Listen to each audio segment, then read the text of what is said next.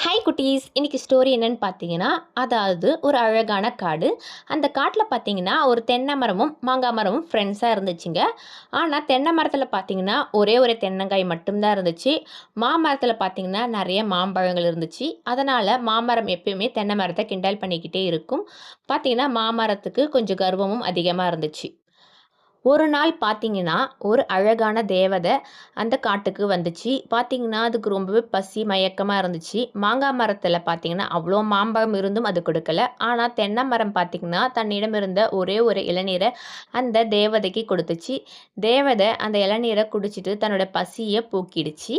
அப்ப பார்த்தீங்கன்னா, மகிழ்ச்சி அடைந்த அந்த தேவதை வந்து என்ன பண்ணாங்க பார்த்தீங்கன்னா, தென்னை மரத்த வாழ்த்தி, அது மரத்தில நெறைய இளநீர் வர மாரி செஞ்சாங்க. பார்த்தீங்கன்னா, தென்னை மரம் ரொம்பவே சந்தோஷமா இருந்துச்சு. அத பார்த்து மாங்கா மரம் வந்து ரொம்பவே ஃபீல் பண்ணுச்சு. நம்ப வந்து ரொம்பவே திமிருத்தனமா இருந்தோம். அதனால தான் நமக்கு எதுவும் கிடைக்கல அப்படி சொல்லிட்டு ரொம்பவே ஃபீல் பண்ணுச்சு. ஆனா, தென்னை மரம் என்ன சொல்லுச்சு, "இருக்கட்டும் நண்பா, நம்ம 2 பேருமே எப்பவுமே ஃப்ரெண்ட்ஸாவே இருக்கலாம்" அப்படின்னு சொல்லுச்சு. இந்த ஸ்டோரியோட மாரல் என்னன்னு பார்த்தீங்கன்னா, மற்றவர்களுக்கு உதவுவதே உண்மையான பெருமை. பாய் குட்டீஸ், நாளைக்கு வேற ஸ்டோரியில பார்க்கலாம். மறக்காம ஒரு சேனலை சப்ஸ்கிரைப் பண்ணிக்கோங்க. இந்த வீடியோக்கு லைக் பண்ணுங்க. தேங்க் யூ ஃபார் வாட்சிங். டாடா.